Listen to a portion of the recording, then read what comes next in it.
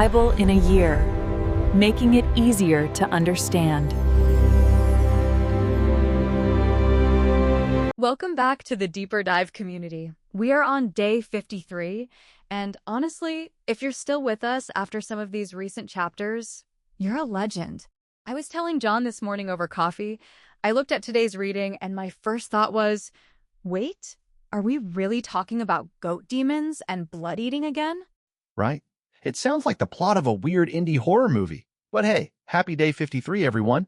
I'm John, and that's the inquisitive Stephanie Dalton.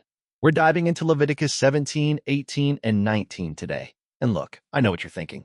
John, I'm just trying to get through my commute. Do I really need to know about ancient slaughterhouse rules? Exactly. Because the first few verses of chapter 17 are intense. It basically says, if you slaughter an ox or a lamb anywhere except the entrance of the tent of meeting, you have blood guilt. That sounds like a heavy-duty legal term.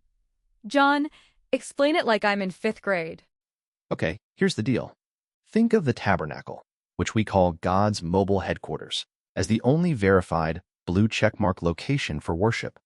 In the ancient world, people were sacrificing animals everywhere, in the woods, in the fields, on their back porches. And while that sounds convenient, it was a mess. A mess how? Like, environmentally?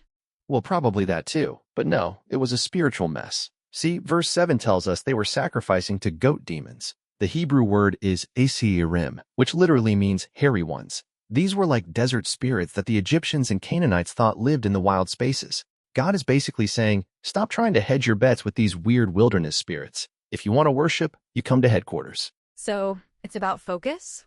Like, God is saying, I am the single source of truth here? Exactly.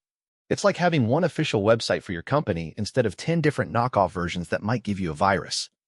By bringing everything to the tent of meeting, they were keeping the community tight and the worship pure. Okay, but let's get to the part that always weirds people out. The blood. Verse 11 says, for the life of the flesh is in the blood, and I have given it for you on the altar to make atonement for your souls. Why blood, John? Why is it so central? This is the kicker. Think about it. Thousands of years before we knew about DNA or hemoglobin, God says the life is in the blood. Scientifically, blood carries the oxygen, the nutrients. It literally sustains every cell. If you lose too much blood, the life leaves the body. So, God is equating blood with life itself. So, when they poured out the blood, they weren't just being gross. They were acknowledging that life belongs to God? Precisely. It's like a sacred currency. You don't use it for food. You don't eat your currency. You use it to pay a debt. In the Bible, sin has a cost, and that cost is life. The animal's blood stands in for the person's life. It's the great substitution. That makes the New Testament hit different, doesn't it? When Jesus says, this is my blood of the covenant, he's tapping into this 500-year-old theology from Leviticus 17. Boom, you nailed it. It's not about God being bloodthirsty. It's about God being life-giving. He's providing a way for us to be reconciled. But wait, it gets even more personal in chapter 18. We're talking about boundaries, but first, let's take a quick breather. And we are back. We're about to move from the altar to the home, and things are about to get, well, a little uncomfortable. Stick with us. And we are back. All right, let's dive into the no-go zone, Leviticus 18. Stephanie, when you first read through this list of incest laws, what was your big question? Because it's a long list. Honestly, I was like, did they really need to be told not to marry their aunt or their sister-in-law? It feels so obvious. But then I realized this wasn't written in a vacuum. God mentions Egypt and Canaan 3 times in the first 5 verses. That's the modern mirror right there. Think of it like a digital border. In Egypt and Canaan, these things weren't just common. Sometimes they were religious. God is setting up a firewall. He's saying, the world around you is liquid. Everything is permitted. But my people, we have boundaries because boundaries keep us safe. I love that. Boundaries aren't a cage, they're a hedge. But there's that one verse, verse 21, about not sacrificing children to Molech. John, that feels so disconnected from a list of sexual rules. Why is it there? It's actually perfectly connected. Think about it. If you misuse the power of life, you eventually stop valuing the product of life. Moloch was this Ammonite god where people literally threw their babies into the fire to get a better harvest or more money. That's horrifying. But we don't do that now, right? Well, modern mirror time. We might not have bronze statues with fire in them, but what are we sacrificing our kids to today? Is it the fire of social media validation? Is it the fire of hustle culture where we ignore our families to make a buck? God is saying, the way you treat the most vulnerable, babies, family members, tells me everything I need to know about your heart. And then there's that crazy imagery in verse 25. The land vomiting out its inhabitants. It's like the land has a stomach ache from all the sin. Exactly. It's like a biological rejection. Think of it like an organ transplant. If the organ isn't compatible with the body will eventually reject it. This is why holiness matters. It's not just about you. It's about the health of the whole community. So, being holy means being compatible with God. I like that. But John, chapter 19, takes this to a whole new level. We're going from sex and altars to beards and fruit trees. Oh, just you wait.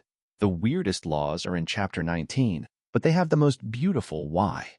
Let's take one more break, and when we come back, we're talking about loving your neighbor in the most practical ways possible. Don't go anywhere. We're about to find out why your budget is a spiritual document. We'll be right back. And we are back for our final segment. John, I have to say, chapter 19 might be my new favorite. It starts with, "Be holy because I am holy." And then it immediately starts talking about harvest fields. Isn't that the best? It's God saying, holiness isn't just about how you pray. It's about how you farm. Look at verses 9 and 10. The law of Pia. God tells the farmers, don't reap to the very edges. Leave the corners for the poor. But John, if I'm a farmer, those corners are my profit.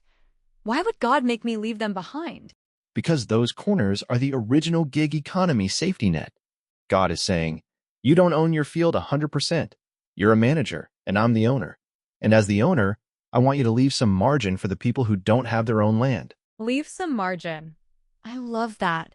In 2024, most of us don't have wheat fields, but we all have budgets. Are we harvesting to the very edges of our bank accounts? Are we so busy and so broke that we have nothing left for the neighbor or the stranger? Exactly. If you're living at 100% capacity, you have zero holiness margin. You can't stop to help someone whose car broke down.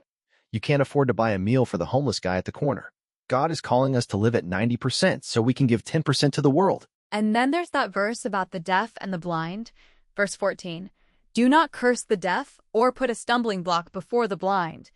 It feels so specific, but also so modern. Oh, it's the anti-troll law. Think about it. Cursing someone who can't hear you? That's literally what we do on social media every day. We talk about people. We cancel people who aren't in the room to defend themselves. That is cursing the deaf. Wow. And tripping the blind is like exploiting someone's ignorance?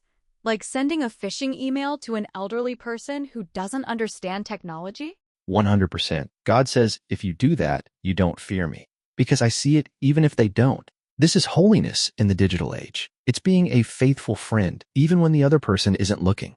It all comes back to verse 18. Love your neighbor as yourself. And then verse 34, love the stranger as yourself.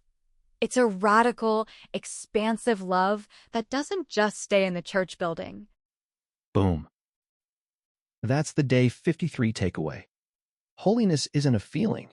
It's a lifestyle of leaving margin and protecting the vulnerable. So, here is your text message summary for the week. Holiness isn't about being perfect. It's about leaving enough room in your life to love the person right in front of you. I'm putting that in the group chat right now. All right, everyone, that's a wrap on day 53. Go out there and leave some corners for someone who needs them. We'll see you tomorrow for day 54. We love you guys.